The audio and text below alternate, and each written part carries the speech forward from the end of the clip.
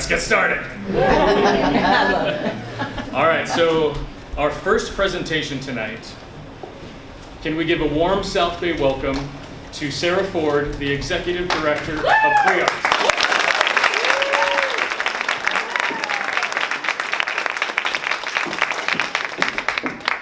Alrighty. I don't know if you guys can see me or not, it doesn't matter. So good evening, everyone. My name is Sara Ford. A little bit about me, I am a South Bay local.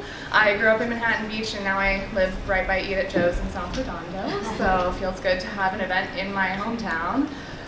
So free arts, that's what we're all here to talk about for these next 4 minutes. Our mission is to restore hope, resiliency, and self-esteem in children who have been through abuse, poverty, neglect, and or homelessness throughout Los Angeles. And so here are just a few facts for you data nerds. We were established in 1977, so we're just a little bit over 40 years old. We have about a $500,000 budget, but that's throughout all of Los Angeles. In South Bay, we're at about 35,000.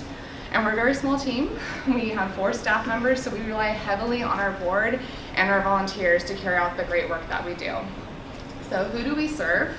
We serve over 22,000 children and families throughout Los Angeles, and we do this through partnerships with other nonprofit agencies that target at-risk youth, whether that be domestic violence shelters, after-school programs, or the Los Angeles Children's Court. So what do? We come into these other agencies, we're field-based, and we create a safe environment for kids to learn how to express themselves in a healthy way and just deal with all the emotions that might be going on, all that white noise. And we emphasize process over product. What does that mean? It means that the process of creating art is more important than the end product. And art for us includes anything from music, poetry, visual arts, dancing, just any kind of art form that we can do. How do we do it? 3 different programs: mentorship, courthouse, and teaching artist. The mentorship and teaching artist programs are located at those other agencies I told you about earlier. And the courthouse program is actually located at the Edmund D. Edelman Children's Court of Los Angeles in Monterey Park. All of our programs are based on a curriculum that were put together by a social worker, an art therapist, a diversity expert, and staff. So, exciting things. We're going through an expansion plan right now, and it's all growth oriented. More kids, more art, more volunteers, more funding. So we've already done a lot in the 3 months it's been. We launched a new Building Bridges spoken word program that focuses on the Muslim youth experience in Los Angeles, which is really exciting, and there's a little plug for the performance on May 3rd.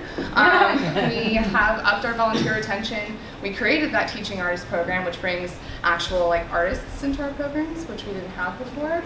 And we also expanded to 4 new mentorship sites in the Valley and West Side, and we have more lined up for our summer program.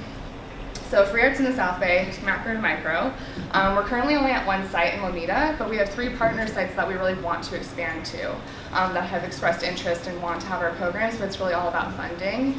And we never want to just come in once. We want to stay there and create those bonds, that mentorship that really allow children to feel safe.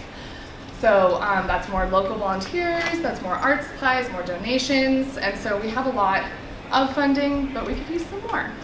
And so now I'll just tell you a little story about King. So King is actually located at our site in Lomita, and we were doing a project about dream catchers, and he started crying because he said he had never had a good dream. Afterwards, he went and hung up his dream catcher in his room, and he came running to the mentor a few weeks later and said, I had my first dream because of my dream catcher. And so I really like to think that our programs are not only about that, in the moment this feels really good, but it actually creates lasting effects on these children's lives. So that's it.